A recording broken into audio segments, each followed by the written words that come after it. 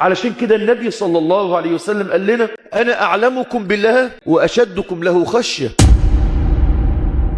أبو بكر الصديق رضي الله عنه في اليوم اللي النبي بيدعو فيه للإنفاق فيجيب ماله كله، هو ما تحركش في اللحظة دي إلا من منطلق معرفة عالية وبالغة بالله سبحانه وتعالى. الصحابة رضوان الله عليهم ما تركوا الأرض وما تركوا الأهل وما تركوا الأولاد وما تركوا الأموال إلا لما كانت قلوبهم مليانة معرفة بالله سبحانه وتعالى. وفي نفس الوقت العاصي، أنا قلت لكم الطائع العاصي لو ازداد معرفة بالله سبحانه وتعالى، لو كل واحد منا عرف قدره الحقيقي في الكون ده، لو كل واحد مننا ازداد معرفة بالله سبحانه وتعالى، صدقني هتأثر عليك.